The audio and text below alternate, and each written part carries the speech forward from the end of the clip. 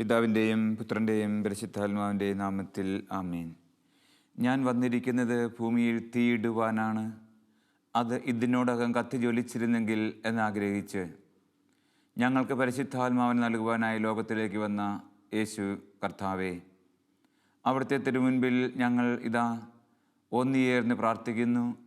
അവിടുത്തെ വാഗ്ദാനമനുസരിച്ച് ദിവ്യാത്മാവ് കൊണ്ട് ഞങ്ങളെപ്പോൾ നിറയ്ക്കണമേ. ഈ വചന ശുശ്രൂഷയിൽ സംബന്ധിക്കുന്ന ഞങ്ങളെല്ലാവരെയും അവിടുത്തെ രഹസ്യത്തിൻ്റെ ആഴങ്ങളിലേക്ക്, സുവിശേഷത്തിൻ്റെ ആഴങ്ങളിലേക്ക് തീവ്രമായ വിധത്തിൽ നയിക്കണമേ എന്ന് ഞങ്ങൾ പ്രാർത്ഥിക്കുന്നു. ദൈവമേ, അവിടുത്തെ ദിവ്യ ചൈതന്യം ഞങ്ങളുടെ മേൽ ആവസിക്കട്ടെ. കർത്താവെ, ആ ദിവ്യശക്തി ഞങ്ങളിൽ നിറയട്ടെ. സമരിയാക്കാരിയുടെ മേലെന്നതുപോലെ ദൈവമേ, ആ ജീവജലം ഞങ്ങളിൽ ഒഴുക്കണമേ. അതുകൊണ്ട് ഞങ്ങളുടെ ഹൃദയാന്തരാളത്തെ നിറയ്ക്കുകയും ഞങ്ങളുടെ ആത്മാവിനെ ജ്വലിപ്പിക്കുകയും ഞങ്ങളുടെ കണ്ണുകളെ തുറക്കുകയും ഞങ്ങളുടെ മാംസപേശികളെ ബലപ്പെടുത്തുകയും ചെയ്യണമേ. അവിടുന്ന് ഞങ്ങളുടെ മേൽ ചൊരിയുന്ന എല്ലാ കൃപകളെ ഓർത്ത് കർത്താവായ ദൈവമേ, ത്രിത്യേക ദൈവമേ, ഞങ്ങൾ അങ്ങയെ സ്തുതിക്കുന്നു, ആരാധിക്കുന്നു, നന്ദി പറയുന്നു.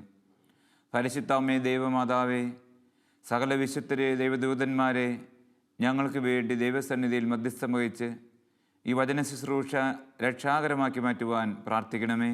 നിത്യം പിതാവും പുത്രനും പരിശുദ്ധാത്മാവുമായി സർവേശ്വര എന്നേക്കും ആമേൻ. റോമാക്കാർക്ക് എഴുതിയ ലേഖനം അധ്യായം 12 തിരുവചനം 1 മുതൽ. ആകയാൽ സഹോദരരെ, ദൈവത്തിൻ്റെ കാരുണ്യം അനുസ്മരിച്ചുകൊണ്ട് ഞാൻ നിങ്ങളോട് അപേക്ഷിക്കുന്നു, നിങ്ങളുടെ ശരീരങ്ങളെ വിശുദ്ധവും ദൈവത്തിന് പ്രീതികരവുമായ സജീവ ബലിയായി സമർപ്പിക്കുവിൻ. ഇതായിരിക്കണം നിങ്ങളുടെ യഥാർത്ഥമായ ആരാധന. നിങ്ങൾ ഈ ലോകത്തിന് അനുരൂപരാകരുത്. പ്രത്യുത നിങ്ങളുടെ മനസ്സിൻ്റെ നവീകരണം വഴി രൂപാന്തരപ്പെടുവിൻ. ദൈവഹിതം എന്തെന്നും നല്ലതും പ്രീതിജനകവും പരിപൂർണവുമായത് എന്തെന്നും വിവേചിച്ചറിയുവാൻ അപ്പോൾ നിങ്ങൾക്ക് സാധിക്കും. യേശു മിശിഹായിൽ സ്നേഹമുള്ള സിസ്റ്റേഴ്സ്, ബഹുമാനപ്പെട്ട ബ്രദേഴ്സ്, പ്രിയ സഹോദരി സഹോദരന്മാരെ, നിങ്ങളുടെ മനസ്സിൻ്റെ നവീകരണം വഴി രൂപാന്തരപ്പെടുവിൻ. നാം വായിച്ചു കേട്ട തിരുവചനത്തിൽ നമ്മുടെ കർത്താവ് അരുളി ചെയ്യുന്ന പ്രധാനപ്പെട്ടൊരു സന്ദേശം അതാണ്. നിങ്ങളുടെ മനസ്സിൻ്റെ നവീകരണം വഴി രൂപാന്തരപ്പെടുവിൻ. പരിശുദ്ധ കുർബാനയെക്കുറിച്ച് നമ്മൾ ധ്യാനിക്കുകയായിരുന്നു. പരിശുദ്ധ കുർബാന വിശ്വാസ ജീവിതത്തിൻ്റെ മുഴുവൻ ഉറവിടവും കേന്ദ്രവും പാരമ്യവുമാണെന്ന് രണ്ടാം വത്തിക്കാൻ സൂനകദോസിലെ പിതാക്കന്മാർ നമ്മെ പഠിപ്പിക്കുന്നു. കുർബാനയാണ് കുടുംബങ്ങളെയും സമൂഹങ്ങളെയും രൂപപ്പെടുത്തുന്നത്. കുർബാനയാണ് കുടുംബാംഗങ്ങളുടെയും സമൂഹാംഗങ്ങളുടെയും ഇടവകയുടെയൊക്കെ മർമ്മം. കുർബാനയിൽ നിന്നാണ് ക്രിസ്തുവിലേക്ക് നിരന്തരം വളരുവാനുള്ള ആത്മീയ ശക്തി നമുക്ക് ലഭിക്കുന്നത്. Praise the Lord, hallelujah. യേശുവേ നന്ദി, യേശുവേ സ്തുതി, യേശുവേ മഹത്വം. ഈ കുർബാനയെക്കുറിച്ച്, കുർബാനയിൽ കേന്ദ്രീകൃതമായ കുടുംബജീവിതത്തിൻ്റെ, കുർബാനയിൽ അധിഷ്ഠിതമായ സമൂഹ ജീവിതത്തിൻ്റെ സവിശേഷത എന്തെന്ന് കുർബാനയിലെ ക്രിസ്തു തന്നെയാണ് നമ്മെ പഠിപ്പിക്കുന്നത്. കുർബാനയിലെ പ്രാർത്ഥനകൾ ഒന്നൊന്നായി നമ്മുടെ ജീവിത രഹസ്യം എന്തായിരിക്കണമെന്ന് നമ്മെ ഓർമ്മപ്പെടുത്തുന്നു. രണ്ടാം പ്രണാമജപത്തിനു മുൻപുള്ള കുശാപ പ്രാർത്ഥനയിൽ ചില സവിശേഷമായ രഹസ്യങ്ങൾ അടങ്ങിയിരിപ്പുണ്ട്. ആ പ്രാർത്ഥനയിലെ പ്രധാനപ്പെട്ട ഭാഗം ഇതാണ്: കർത്താവേ, ഞങ്ങളുടെ മനസ്സിനെ എല്ലാ അശുദ്ധതയിലും ദുഷ്ടതയിലും അസൂയയിലും വഞ്ചനയിലും വിദ്വേഷത്തിൽ നിന്നും വിമുക്തമാക്കണമേ. നാം വായിച്ചു കേട്ട റോമാ ലേഖനം 12-ാം അധ്യായത്തിലെ രണ്ടാം വചനവും അതിൻ്റെ ഉള്ളടക്കവും ഇതുതന്നെയാണ്. നിങ്ങളുടെ മനസ്സിനെ സമസ്ത വിധത്തിലും നവീകരിക്കുവിൻ, രൂപാന്തരപ്പെടുത്തുവിൻ. മലയിലെ പ്രസംഗത്തിലെ മത്തായിയുടെ സുവിശേഷം 5-ാം അധ്യായത്തിൽ നമ്മുടെ കർത്താവ് ഈശോ പറഞ്ഞു, വിശുദ്ധി കൂടാതെ ദൈവത്തെ പ്രസാദിപ്പിക്കുക സാധ്യമല്ല. ഹൃദയവിശുദ്ധിയുള്ളവർ ഭാഗ്യവാന്മാർ, അവർ ദൈവത്തെ കാണും. ഹൃദയവിശുദ്ധിയുള്ളവർ ദൈവത്തെ ദർശിക്കും. കുർബാനയിലെ യേശുവിനെ വിശ്വാസത്തിൻ്റെ കണ്ണുകൊണ്ട് ദർശിക്കുവാൻ, അനുഭവിക്കുവാൻ സാധിക്കണമെങ്കിൽ നമ്മുടെ ഹൃദയാന്തരാളം പരിശുദ്ധമായിരിക്കണം. അതുകൊണ്ടാണ് കുർബാനയിൽ പ്രകാരം പ്രാർത്ഥിക്കുക, ഞങ്ങളുടെ മനസ്സിനെ എല്ലാ അശുദ്ധതയിലും ദുഷ്ടതയിൽ നിന്നും രക്ഷിക്കണമേ. Praise the Lord, hallelujah. യേശുവേ നന്ദി, യേശുവേ സ്തുതി. അപ്പോൾ പ്രിയപ്പെട്ട സഹോദരങ്ങളെ, നമ്മുടെ കുടുംബം, നമ്മുടെ ഇടവക, നമ്മുടെ സന്യാസ ഭവനങ്ങൾ അത് ദൈവദർശനം സിദ്ധിക്കണമെങ്കിൽ, അതിന് ദൈവത്തിൻ്റെ കടാക്ഷം കൈവരിക്കണമെങ്കിൽ അവിടെ അനിവാര്യമായിട്ട് ഉണ്ടാകേണ്ടതാണ് ജീവിത വിശുദ്ധി. ഞാൻ ഓർക്കുക, കുറേ കാലങ്ങൾക്ക് മുൻപ് എൻ്റെ അടുത്ത് കൗൺസിലിങ്ങിന് വന്ന ഒരമ്മയുടെ കഥയാണ്. ആ അമ്മ പൊട്ടിനുറുങ്ങി കരയുകയാണ്. അവരുടെ കുലത്തൊഴിലെന്ന് പറയാം ആശാരിപ്പണിയാണ്, നല്ലത് തന്നെ. ആ അമ്മയുടെ കരച്ചിലിൻ്റെ കാരണം ഇതാണ്, അവർക്ക് 3 മക്കളുണ്ട്. ആ 3 മക്കളും ഏകദേശം ടീനേജിലേക്ക് പ്രവേശിച്ചു കഴിഞ്ഞു. 3 മക്കളെക്കുറിച്ചും അമ്മ ദുഃഖാർത്ഥയാണ്, വേദനിക്കുകയാണ്, ഒരു തരത്തിൽ പറഞ്ഞാൽ നിരാശപ്പെട്ടിരിക്കുകയാണ്. അതിനെ ഓർത്താണ് കരയുന്നത്. മക്കളെക്കുറിച്ച് പറയാനാണ് വന്നത്. മക്കളെക്കുറിച്ച് പറഞ്ഞ് തുടങ്ങിയപ്പോഴാണ് കരയുന്നത്. അപ്പോൾ മക്കളെക്കുറിച്ചുള്ള ഈ സംസാരത്തിനിടയ്ക്ക് ഞാൻ അവരോട് ചോദിച്ചു, നിങ്ങളെക്കുറിച്ചും നിങ്ങളുടെ ഭർത്താവിനെക്കുറിച്ചും നിങ്ങൾക്കൊന്നും പറയുവാനില്ലേ? അപ്പോൾ ആ സ്ത്രീ പെട്ടെന്ന് മുഖം തുടച്ച്, കണ്ണുനീർ തുടച്ച് എൻ്റെ മുഖത്തേക്ക് നോക്കി. അതെന്താ അച്ഛൻ അങ്ങനെ ചോദിച്ചത്? അവർ എന്നോട് ചോദിച്ചു. ഞാൻ പറഞ്ഞു, തീർച്ചയായിട്ടും നിങ്ങളുടെ മക്കൾ ഇങ്ങനെയൊക്കെ ആണെങ്കിൽ നിങ്ങൾ എങ്ങനെയൊക്കെ ആയിരുന്നു എന്നുള്ളത് അറിയണമല്ലോ, അതുകൊണ്ട് ചോദിച്ചതാണ്. നിങ്ങൾക്കറിയാവോ, ഈ അമ്മ കരയുന്നു, പക്ഷേ ഈ അമ്മയുടെ കരള് എന്ന് വെച്ച് കഴിഞ്ഞാൽ ഹൃദയം, അമ്മയുടെ വികാരങ്ങൾ മുഴുവൻ വ്രണിതമാണ്. ഈ അമ്മ വാസ്തവത്തിൽ വളരെ ദരിദ്രമായൊരു കുടുംബ പശ്ചാത്തലത്തിലുണ്ടായിരുന്നതാണ്.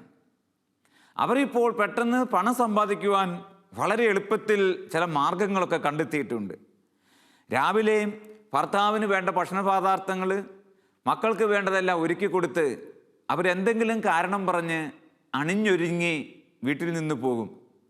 മക്കൾ സ്കൂൾ വിട്ട് വരുന്നതിന് മുൻപ് വീട്ടിലെത്തുകയും ചെയ്യും. കൊള്ളാം, ഒറ്റ നോട്ടത്തിൽ എല്ലാം നല്ലത് തന്നെ. അവരെവിടേക്കാണ് പോവുക? അവരെന്തൊക്കെ ചെയ്യുക? വാസ്തവത്തിൽ അവർ പോകുന്നത് അശുദ്ധ പാപത്തിനാണ്. അശുദ്ധ പാപത്തിൽ മുഴുകിയ ആ അമ്മ, ആ ഭാര്യ, ആ അമ്മയുടെ ഈ വഴികളൊന്നും മക്കൾക്കറിയാവോ? അറിയില്ല. പച്ചയായ മലയാളത്തിൽ അറിയില്ല.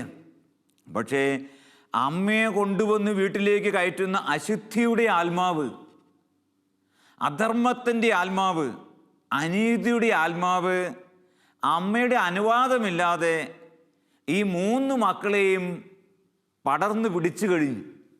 ഈ 3 മക്കളും ഈ മേഖലയിൽ അമ്മയുടെ വാക്കനുസരിച്ച് തന്നെ പാപത്തിൻ്റെ അടിമത്തത്തിലാണ്. ആ മക്കളെ ഓർത്താണ് അമ്മ കരയുന്നത്.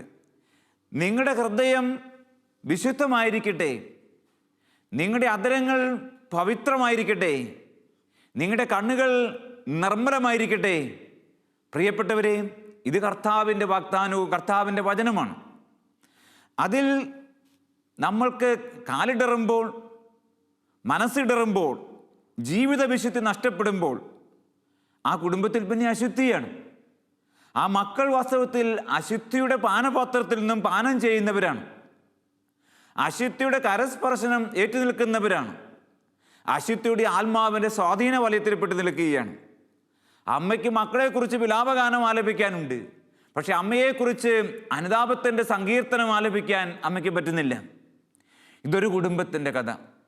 ഇത് കുടുംബജീവിതത്തിലാണെങ്കിലും, ഇടവകയുടെ കാര്യത്തിലാണെങ്കിലും, സമൂഹ ജീവിതത്തിലൊക്കെ ആണെങ്കിലും ശരിയായ കാര്യം തന്നെയാണ്. ഇടവക വൈദികൻ്റെ വിശുദ്ധി ഇടവകയുടെ വിശുദ്ധിയാണ്. സമൂഹ ജീവിതത്തിൽ സമൂഹാംഗങ്ങളുടെ വിശുദ്ധി ആ സമൂഹത്തിൻ്റെ വിശുദ്ധിയാണ്. കുടുംബത്തിൽ മാതാപിതാക്കളുടെ പവിത്രമായ ജീവിതം ആ മക്കളുടെ വിശുദ്ധിയാണ്. അപ്പോൾ ഈ വിശുദ്ധിയുടെ മേഖലയിൽ കർത്താവ് നമ്മോട് ആഗ്രഹിക്കുക, മുന്നേറണം. നിങ്ങളുടെ മനസ്സിൻ്റെ നവീകരണം വഴി രൂപാന്തരപ്പെടുവിൻ. നമ്മുടെ കുടുംബം, നമ്മുടെ ഇടവക, നമ്മുടെ സന്യാസ ഭവനങ്ങൾ, ഇതെല്ലാം ദൈവത്തിൻ്റെ തിരഞ്ഞെടുക്കപ്പെട്ടതും അനുഗ്രഹിക്കപ്പെട്ടതുമായ സ്ഥലങ്ങളാണ്. ഓരോ ഭവനവും നമ്മൾ വയ്ക്കുമ്പോൾ തിരുഹൃദയം അവിടെ പ്രതിഷ്ഠിക്കുന്നത് കാര്യം നമുക്ക് ഓർക്കാം. കുടുംബത്തെ ഹന്നാമ്പെള്ളം കൊണ്ട് തളിച്ച് പ്രാർത്ഥിച്ച് വിശുദ്ധീകരിക്കുന്ന നിമിഷം നമുക്ക് ഓർക്കാം. അവിടെയൊന്നും കാലിടറാതിരിക്കട്ടെ. അസൂയയിലും ദുഷ്ടതയിൽ നിന്നും വഞ്ചനയിൽ നിന്നും വിദ്വേഷത്തിൽ നിന്നും ഞങ്ങളുടെ ആത്മാക്കളെ വിമുക്തമാക്കണമേ. ഇപ്പോൾ കുർബാന സമൂഹം എന്ന് പറയുന്നത് എങ്ങനെയുള്ള സമൂഹമാണ്? കുർബാനയിൽ അധിഷ്ഠിതമായ കുടുംബം എന്ന് പറയുന്നത് അസൂയയിലും വഞ്ചനയിലും പെട്ട കുടുംബമല്ല. അസൂയയും വഞ്ചനയും കടന്നു വന്നു കഴിഞ്ഞാൽ നമ്മുടെ അന്തരാത്മാവിൽ അത് അസ്വസ്ഥത വിതയ്ക്കും. സമാധാനം ഉണ്ടാവില്ല, കുടുംബത്തിൽ സമാധാനം ഉണ്ടാവില്ല. വിദ്വേഷത്തിലും വെറുപ്പിലുമായാൽ സമാധാനം ഉണ്ടാവില്ല. ഞാൻ എറണാകുളം രൂപത്തിലുള്ള ഒരു പൊറേനാപ്പള്ളിയിൽ ധ്യാനിപ്പിക്കുമ്പോൾ എനിക്ക് വളരെ അതിശയം തോന്നിയൊരു കാര്യം, ദൈവവചനത്തിൻ്റെ പൂർത്തീകരണം പോലെ ഒരമ്മ അവിടെ തളർന്നു കിടക്കുകയാണ് ഒരു വീട്ടിൽ. ഞങ്ങൾ ഹൗസ് വിസിറ്റിന് പോയതാണ്. ഈ അമ്മ തളർന്നു കിടന്നിട്ട് 5-8 മാസമായി. അതിന് ചികിത്സിക്കാവുന്ന ചികിത്സയല്ല അതിനോടകം തന്നെ പൂർത്തിയാക്കിയെന്ന് പറയാം. പക്ഷേ എഴുന്നേറ്റ് നടക്കാൻ പറ്റുന്നില്ല. അങ്ങനെയുള്ളൊരവസ്ഥയിലാണ് ഞങ്ങൾ ആ വീട്ടിലേക്ക് കയറി ചെല്ലുന്നത്. ഈ അമ്മയോട് സംസാരിക്കുമ്പോഴും മനസ്സിലാവുന്നൊരു കാര്യമുണ്ട്. ഈ അമ്മയുടെ ഉള്ളറ മുഴുവൻ കടുത്ത വിദ്വേഷവും വെറുപ്പും കൊണ്ട് നിറഞ്ഞു നിൽക്കുകയാണ്. ഈ വിദ്വേഷവും വെറുപ്പും മറ്റുള്ളവരെ വകവരുത്തുവാനുള്ള ആ മനസ്സിൻ്റെ കടുത്ത പാപങ്ങളും എല്ലാം കൂടി വന്ന് ആ അമ്മയുടെ ഞരമ്പ് തളർത്തി കളഞ്ഞു എന്ന് പറയാം. അതിനുശേഷം ഈ അമ്മയെ എടുത്തുകൊണ്ടാണ് വാസ്തവത്തിൽ ധ്യാനത്തിന് കൊണ്ടുവന്നത്. എടുത്തുകൊണ്ടുവന്ന് ധ്യാനം കൂട്ടി ചൊവ്വാഴ്ചയും ക്ഷമയെക്കുറിച്ചുള്ള പ്രസംഗം ശ്രവിച്ചുകൊണ്ടിരിക്കുകയാണ്. കർത്താവ് പറഞ്ഞു, നീ 70 പ്രാവശ്യം ക്ഷമിക്കണം. നിന്റെ ശത്രുക്കളോട് നീ ഹൃദയപൂർവ്വം ക്ഷമിക്കണം. പിതാവേ, ഇവർ ചെയ്യുന്നത് എന്തെന്ന് ഇവർ അറിയുന്നില്ല, ഇവരോട് ക്ഷമിക്കണം. ഇവരുടെ പാവങ്ങൾക്ക് നീ ഇവരോട് കരുണ കാണിക്കണം. നിന്റെ സഹോദരനോട് എത്ര പ്രാവശ്യം തെറ്റ് ചെയ്താൽ നീ അവനോട് ഹൃദയപൂർവ്വം ക്ഷമിക്കണം. ഈ വചനങ്ങളെല്ലാം ഒന്നൊന്നായി ഈ അമ്മ കേട്ടുകൊണ്ടിരുന്നു. ഈ അമ്മ അതിനിടയ്ക്ക് രാത്രി സമയമാണ്. ഈ പള്ളിയുടെ മുറ്റത്ത്, അതായത് തിണ്ണയിൽ കിടക്കുകയാണ്. ഈ അമ്മ പൊട്ടിക്കരഞ്ഞുകൊണ്ട് കുരിശിൻ്റെ രഹസ്യം ഞങ്ങൾ പറയുന്ന സമയമാണ്. ഈ കുരിശിൻ്റെ രഹസ്യം പറഞ്ഞുകൊണ്ട് കുരിശിൽ കിടക്കുന്ന യേശു ഇങ്ങനെ പ്രാർത്ഥിച്ചു, പിതാവേ, ഇവർ ചെയ്യുന്നത് എന്തെന്ന് ഇവർ അറിയുന്നില്ല, ഇവരോട് ക്ഷമിക്കണമേ. നിങ്ങൾ നിങ്ങളുടെ സഹോദരൻ കൊണ്ട് അപ്രകാരം പ്രാർത്ഥിച്ച് ക്ഷമിച്ചാൽ നിശ്ചയമായും ദൈവം നിങ്ങളുടെ മേൽ കൃപ ചൊരിയും, നിങ്ങളുടെ മുറിപ്പാടുകളിൽ തൈലം പുരട്ടും, നിങ്ങളെ അവിടുന്ന് എഴുന്നേൽപ്പിച്ച് നടത്തും, നിങ്ങളുടെ ആത്മാവിന് അവിടുന്ന് ഉത്തേജനം നൽകും, ഉണർവ് നൽകും. പിതാവേ, ഇവർ ചെയ്യുന്നത് എന്തെന്ന് ഇവർ അറിയുന്നില്ല, ഇവരോട് ക്ഷമിക്കണമേ എന്ന് നമുക്ക് ഏറ്റു പ്രാർത്ഥിക്കാം. അങ്ങനെ ഏറ്റു പ്രാർത്ഥിച്ചിരുന്ന സമയത്ത് ആ അമ്മ പൊട്ടിക്കരഞ്ഞുകൊണ്ട് വാസ്തവത്തിൽ, കർത്താവേ, ഞാനും ക്ഷമിക്കുന്നു. എന്നെ ഉപദ്രവിച്ചവരെ, എന്നെ വേദനിപ്പിച്ചവരെ, അങ്ങനെ എന്നോട് പ്രതികരിച്ചവരോടെല്ലാം ഞാനും ക്ഷമിക്കുന്നു. എൻ്റെ ഭർത്താവിനെ വെട്ടിക്കൊന്നവരോട് ഞാനും ക്ഷമിക്കുന്നു. ഇങ്ങനെയെല്ലാം ഉറക്കെ വിളിച്ചു പറഞ്ഞുകൊണ്ടിരുന്നു. പ്രിയപ്പെട്ടവരെ, ഈ ശുശ്രൂഷ പിന്നെയും മുന്നോട്ട് പോവുകയായിരുന്നു. അമ്മയെ എടുത്തുകൊണ്ട് വന്ന അമ്മ അന്ന് വാസ്തവത്തിൽ മക്കളുടെ കൈ പിടിച്ച് നടന്ന് വീട്ടിലേക്ക് പോയി. വിദ്വേഷത്തിൽ നിന്ന് ഞങ്ങളുടെ ആത്മാക്കളെ വിമുക്തമാക്കണമേ. കുർബാനയിലെ ആധ്യാത്മികത എന്ന് പറഞ്ഞാൽ കുരിശിൻ്റെ ആധ്യാത്മികതയാണ്, കുരിശിൻ്റെ സ്പിരിച്വാലിറ്റിയാണ്. ഈ ആത്മീയ ചൈതന്യമാണ് നമ്മളോട് സ്വീകരിക്കുവാനായിട്ട് ഈശോ പറയുന്നത്. ആ ക്രിസ്തുവിനെ, കുർബാനയിലെ ക്രിസ്തുവിനെ നാം ജീവിതത്തിലേക്ക് ആവഹിച്ചെടുക്കുമ്പോൾ, ആ ക്രിസ്തുവിൽ മറ്റുള്ളവരെ നാം ശപിക്കുന്നതിന് പകരം, മറ്റുള്ളവരെ നാം വെറുക്കുന്നതിന് പകരം, മറ്റുള്ളവരെ നാം ശത്രുതാഭാവത്തിൽ കാണുന്നതിന് പകരം അനുഗ്രഹിക്കുമ്പോൾ നിശ്ചയമായും പ്രിയ സഹോദരി സഹോദരന്മാരെ, നമ്മുടെ കുടുംബത്തിലും പ്രിയ സിസ്റ്റേഴ്സ്, നമ്മുടെ കമ്മ്യൂണിറ്റി ലൈഫിലും ഒക്കെ ദൈവത്തിൻ്റെ ചൈതന്യം നിറഞ്ഞൊഴുകും, കവിഞ്ഞൊഴുകും. കർത്താവ് നമ്മെ വിളിക്കുന്നത് അതിനാണ്. ഈ കർത്താവിൻ്റെ പാനപാത്രത്തിൽ, കർത്താവിൻ്റെ തിരുശരീരത്തിൽ കരം സ്പർശിക്കണമെങ്കിൽ, പാകഭാഗിത്വം ഉൾക്കൊള്ളണമെങ്കിൽ നമ്മളും നിശ്ചയമായും പറഞ്ഞിരിക്കണം, ചെയ്തിരിക്കണം, ഇവർ ചെയ്യുന്നത് എന്തെന്ന് ഇവരറിയുന്നില്ല, ഇവരോട് ക്ഷമിക്കണമേ. യഥാർത്ഥ കമ്മ്യൂണിറ്റി ലൈഫ്, സന്യാസ ജീവിതം എന്ന് പറയുന്നതാണ്. യഥാർത്ഥ കുടുംബജീവിതം എന്ന് പറയുന്നതാണ്. കാരണം കുടുംബത്തിൽ നിരന്തരം സംഘർഷമുണ്ടാവും. കാരണം മനുഷ്യരുടെ കൂട്ടായ്മയല്ലേ.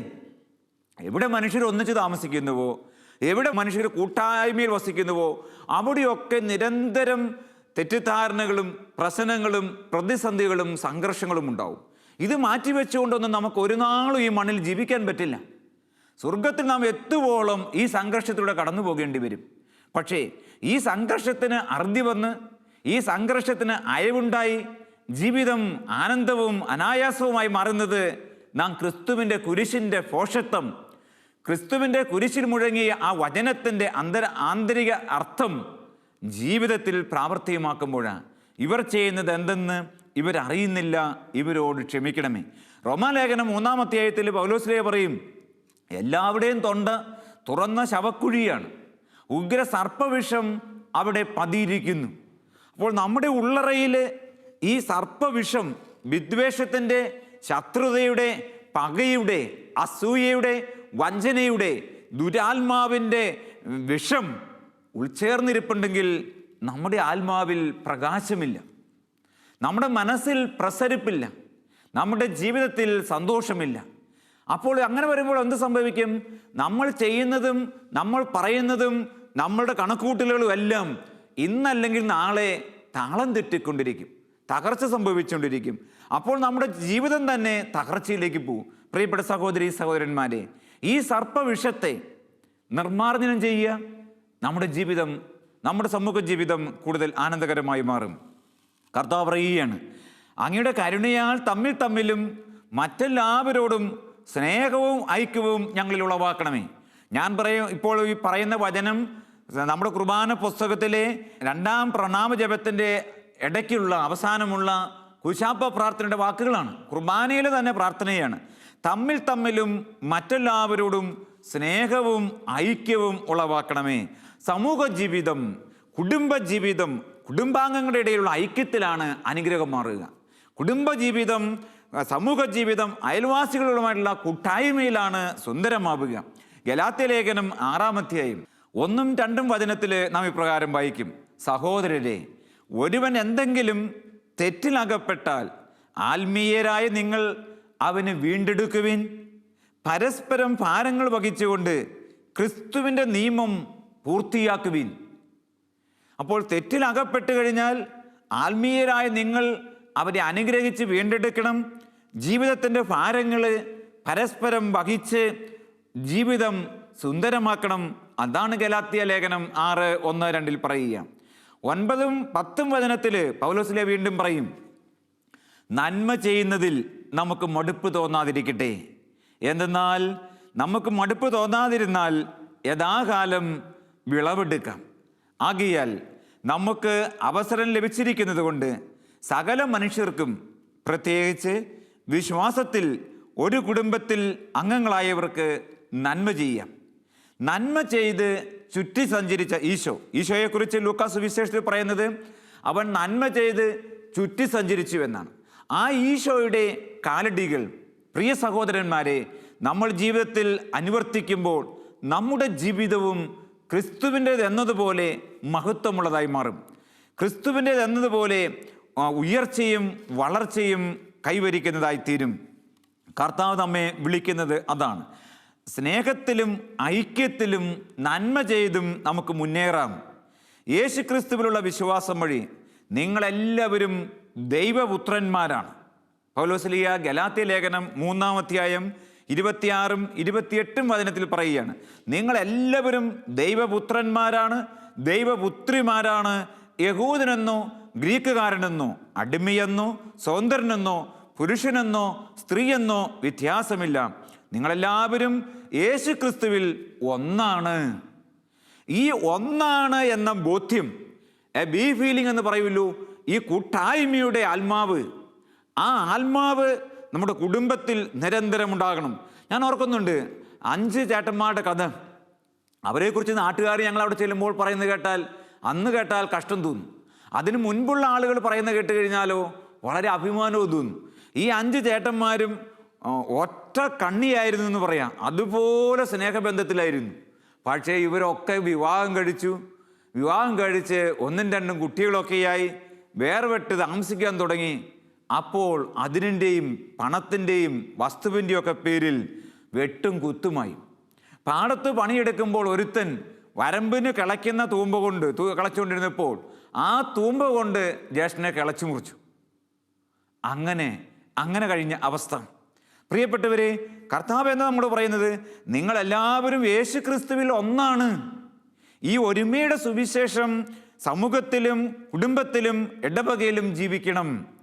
കർത്താവ് ആദിമ സഭയെക്കുറിച്ച് പറയുന്ന വചനം വളരെ ശ്രദ്ധേയമാണ്. എന്താ പറയുക?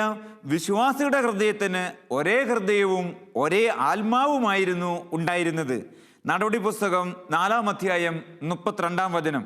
വിശ്വാസിയുടെ ഹൃദയത്തിന് ഒരേ ഹൃദയവും ഒരേ ആത്മാവും. പ്രിയപ്പെട്ട സഹോദരങ്ങളെ, ഈ ഐക്യത്തിൻ്റെ ആത്മാവില്ലെങ്കിലോ, ഭിന്നിപ്പിൻ്റെ ആത്മാവ് വന്നാൽ എന്താ സംഭവിക്കുക? നമുക്ക് ഓർമ്മയില്ലേ ബാബേൽ ഗോപുരത്തിൻ്റെ കഥ? എത്ര മനോഹരമായ ജീവിത സങ്കല്പമായിരുന്നു. ആകാശം മുട്ടെ ഒരു ഗോപുരം പണിതുയർത്തുക, അതായിരുന്നു അവരുടെ ജീവിത ആഗ്രഹം. അതിനുവേണ്ടി അവർ രാത്രിയും പകലും കഠിനാധ്വാനം ചെയ്തു പോകുന്ന നിമിഷങ്ങൾ വിശുദ്ധ ഗ്രന്ഥത്തിൽ പറയുന്ന നമുക്ക് ഓർമ്മയില്ലേ? പക്ഷേ എന്താ സംഭവിച്ചേ? ഭിന്നിപ്പിൻ്റെ ആത്മാവ് അവരിൽ ഓരോരുത്തരിലും പ്രവേശിച്ചു. അപ്പോൾ അവർ തമ്മിൽ പറയുന്ന ഭാഷ പോലും മനസ്സിലാക്കാൻ പറ്റാത്തതായി. കെട്ടിടം പണി അവിടെ തീർന്നു. മാത്രമല്ല, പണിതുകൊണ്ടിരുന്നത് മുഴുവൻ തച്ചുടച്ച് കളഞ്ഞു. അത് ഗോപുരം തന്നെ താഴെ പോരുകയാണ്. ഇതാണ് ഭിന്നിപ്പിൻ്റെ ദുഷ്ടാത്മാവിൻ്റെ പ്രവർത്തനം. ഇത് നമ്മൾ അറിയില്ല. കേസ് നടത്തി ഞങ്ങൾ പോയ ഒരു ഇടവകയിൽ ഒരു വലിയ കുടുംബം ജ്യേഷ്ഠാനുജന്മാർ തകർന്നുപോയി. ഓരോരുത്തരും അപ്പീലിന് പോയി, ഓരോരുത്തരും ഗുണ്ടകളെ ചേർത്ത് വെച്ച് പണിയെടുപ്പിച്ചും പീഡിപ്പിച്ചും പോയപ്പോൾ തകർന്നുപോയി. പണ്ട് എനിക്ക് ഓർമ്മയുണ്ട്, ഒരു കുടുംബത്തിൽ ശത്രുവിനെ കൊല്ലാൻ വേണ്ടിയിട്ട് മന്ത്രവാദം ചെയ്ത് സ്ഥലം വിറ്റുപോയ ഒരു കുടുംബത്തിൻ്റെ കഥ എനിക്കറിയാം. അതായത് ലോകത്തിൽ എവിടെയൊക്കെ മന്ത്രവാദികളുണ്ടോ അവിടെയൊക്കെ ഇവർ പോയി. ഈ മന്ത്രവാദികളുടെ അടുത്ത് പോയതിന് മുഴുവൻ തൻ്റെ ശത്രുവിന് തിന്മ വരുവാനും അവരുടെ കുടുംബം നശിക്കുവാനാണ്. പരമാർത്ഥത്തിൽ എന്താ സംഭവിച്ചേ? മന്ത്രവാദിയുടെ അടുത്ത് പോയി ബോധമില്ലാതെ പോയി പണം തീർന്നു എന്ന് മാത്രമല്ല, ആ മനുഷ്യൻ കുടിയനായെന്ന് തീർന്നു മാത്രമല്ല, പിക്സിൻ്റെ രോഗം വന്ന് അയാൾ രോഗിയായി മാറുകയും ചെയ്തു. എന്നേക്കുമായിട്ട് തകർന്നു പോകുന്ന ഒരവസ്ഥ. ഈ സാഹചര്യത്തിലാണ് നാം ഈ വചനത്തെ ഓർത്തിരിക്കേണ്ടത്. ഏത്? ഒരേ ഹൃദയവും ഒരേ മനസ്സും ഒരേ ആത്മാവുമായി മുന്നേറുക. ഐക്യമത്യം മഹാബലം എന്നാണല്ലോ ചൊല്ല്. അങ്ങനെ മുന്നേറുമ്പോൾ പ്രിയപ്പെട്ട സഹോദരങ്ങളെ, ദൈവത്തിൻ്റെ വിളിയനുസരിച്ച് കൂട്ടായ്മയിൽ നാം മുന്നേറുമ്പോൾ നമ്മുടെ ജീവിതം നിശ്ചയമായും അനുഗ്രഹിക്കപ്പെടും. വിശുദ്ധ കുർബാനയുടെ ആത്മീയത എന്ന് പറയുന്നത് കൂട്ടായ്മയുടെ ആത്മീയതയാണ്. ത്രിത്വൈക ദൈവം മുഴുവൻ നമ്മുടെ പക്കലേക്ക് ഇറങ്ങി വന്ന് നമ്മെ ഈ അനുരഞ്ജനത്തിൻ്റെ ആത്മാവ് നൽകി അനുഗ്രഹിക്കുകയാണ്.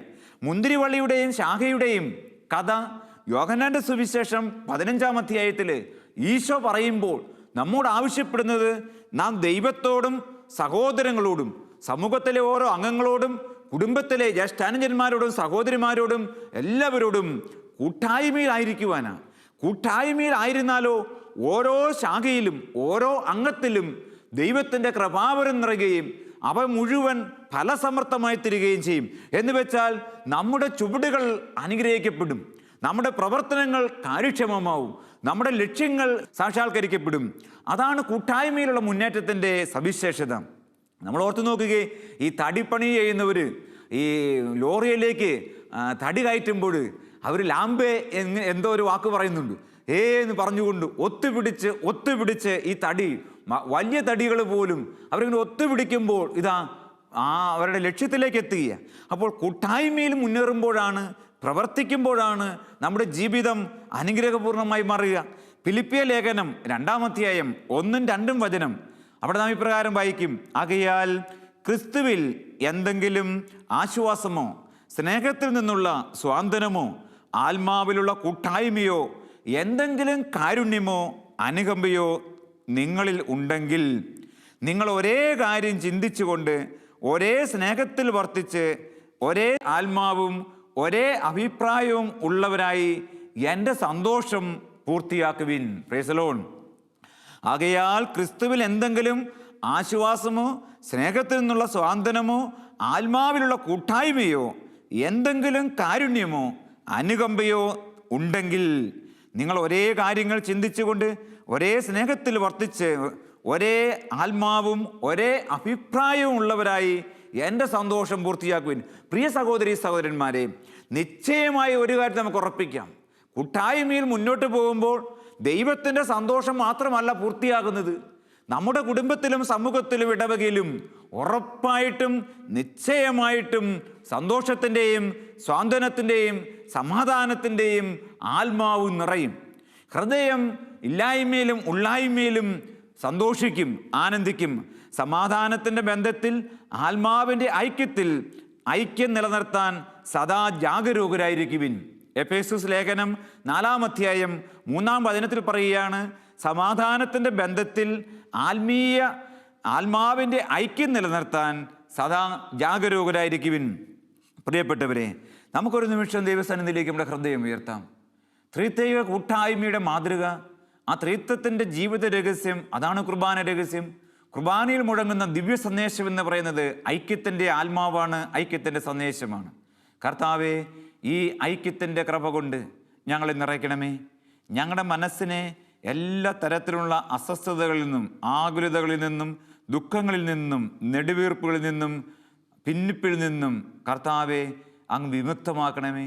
പരസ്പര സ്നേഹത്തിലും ഐക്യത്തിലും നിരന്തരം അങ്ങയെ നോക്കി വളരുവാൻ, അങ്ങയിലേക്ക് വളരുവാൻ, മുന്തിരിച്ചെടിയും ശാഖയും പോലെ കൂട്ടായ്മയിൽ നിലനിൽക്കുവാൻ, ഫലങ്ങൾ പുറപ്പെടുവിക്കുവാൻ കർത്താവെ അങ്ങ് ഞങ്ങളെ എല്ലാവരെയും, ഞങ്ങളുടെ കുടുംബാംഗങ്ങളെയും ഇടവകാംഗങ്ങളെയും സമൂഹാംഗങ്ങളെയും പ്രാപ്തരാക്കണമേ.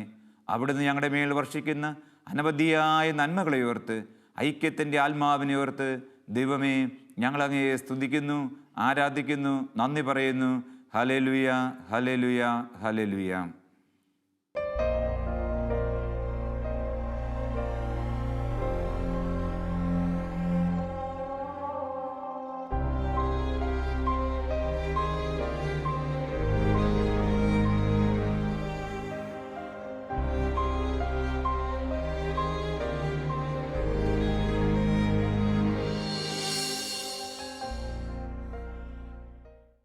വിശദ വിവരങ്ങൾക്ക് director, divine vision, divine retreat centre, Muringoor, Chalakudy 680316, Kerala, south India. Telephone 0091 480 270 8098, 0091 480 270 2613, fax 0091 480 270 8097, email mail.divintv@gmail.com, website www.drcm.org.